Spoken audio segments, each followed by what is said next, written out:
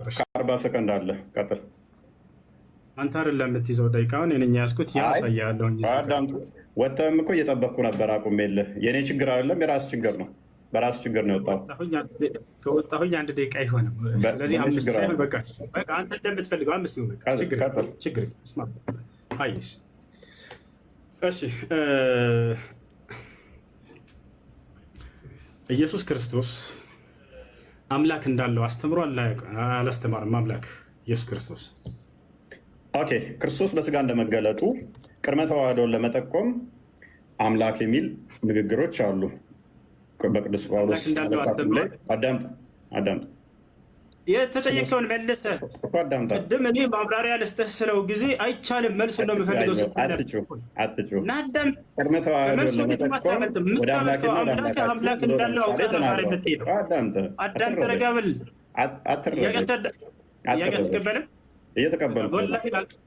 እየተቀበልኩ ነው። አይዞህ። አምላክ ኢየሱስ ክርስቶስ ውይይታችን ምንድን ነው? እሱ ውይይታችን እግዚአብሔር የነቢያት ማንን የሰበኩት የሚል ነው። አንደኛ። ሁለተኛ ደግሞ አዳምጥ። አይዞህ። ጥያቄ ይመልስም። ውይይቱንም አላወቀውም ማለት ነው። ውይይቱንም ረስተዋል። ግን ልመልስልህ ብዬ ነው። ፎበር ልስራለህ እኮ መልሱን መልስ። አምላክህ ኢየሱስ ክርስቶስ አምላክ እንዳለው አስተምሯል ወይንስ አላስተማረም? ቀጥል። መልካም። ለምሳሌ ዮሐንስ ወንጌል ምዕራፍ 20 ላይ ከቁጥር 17 አካባቢ ጀምሮ ስጠኝና ማስረጃ ትስብኛለህ። እፎይ መልሱን ስጠኝ። እየነገርኩህ እኮ ነው። አስተምሯል በልና ወይ አላስተማረም በልና ከዚያ ማስረጃ ትሄዳለህ እኮ። እየነገርኩህ አምላክ እንዳለው አስተምሯል አላስተማረም? ፕሊስ አዳምጥ። ደም ጠርቀህ ትገባለህ። ኦኬ። ወደ አምላኬና ወደ አምላካችሁ ብሎ ነጥሎ ተናግሮታል። ወደ አባቴና ወደ አባታችሁ ብሎ ነጥሎ ተናግሮታል።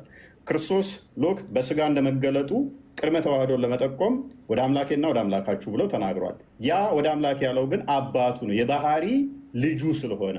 የባህሪ ልጁ ከሆነ ደግሞ ሱረቱ ዙሩፍ ላይ 81ኛው ላይ እንደሚናገረው ቁርአን ላይ አምላክ ነው የሚሆነው። አላህ ልጅ ካለው ምን ይሆናል? ልጁም አምላክ ይሆናል።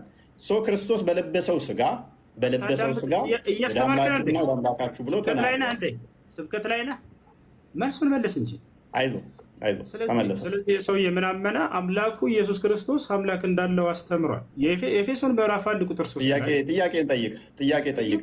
ማብራሪያ አልተገለጸም። ሚስተር አልተገለጸም። ጥያቄ ኤፌሶን ምዕራፍ 1 ቁጥር 3 ላይ የኢየሱስ ክርስቶስ አምላክ ይባረክ ይላል። ማን ነው የኢየሱስ ክርስቶስ አምላክ?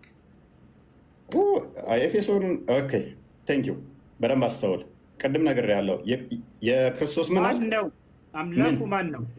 አምላኩና ምኑ አትደረብ እንጂ የክርስቶስ አምላክና አባት።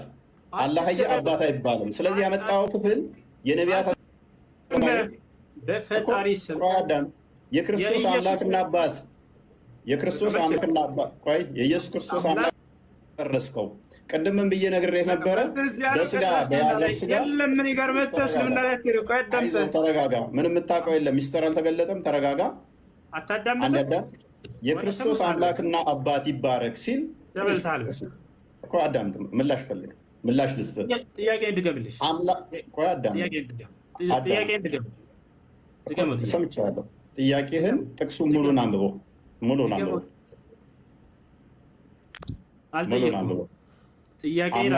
አምላክ አለ።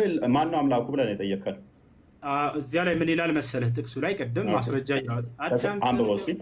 አንብበው ጥቅሱን። አዳምጥ፣ ረጋ በል፣ ቀስ በል። የኢየሱስ ክርስቶስ አምላክ ይባረክ ይላል። ማን ነው ያ የኢየሱስ ክርስቶስ አምላክ? ክፍሉን አንብበው። እሱ ነው ጥያቄ። ክፍሉን አንብበው። ጥያቄን መልስ። አትቀበልም? ጥያቄው የኢየሱስ ክርስቶስን አምላክ እያለ ይናገራል ጥቅሱ ላይ። ማን ነው ብለናል? ልመልስልህ። ማን ነው ስላት ጎበዝ። የክርስቶስ አምላክና አባት ይባረክ ሲል ሐዋርያው ቅዱስ ጳውሎስ በተለያየ በመልእክቱ ላይ በመግቢያዎቹ ላይ አምላክና አባት ይባረክ እያለ እስልምናን እያፈረሰው ነው። አላህ ለማንም አባት ስለማይሆን ማለት ነው። አላህ የሚለው ግን ከምን አንጻር ነው? ዛሬ ውሲፊት አዳምጥ። መልስ የለውም። ክርስትናን አያውቅም። እስልምና ላይ ይንጠለጠላል። አዳምጥ ፕሊስ። ይህ ሰውዬ ክርስትና ላይ መልስ የለውም። አያውቀውማ። ከየት ይመልስ?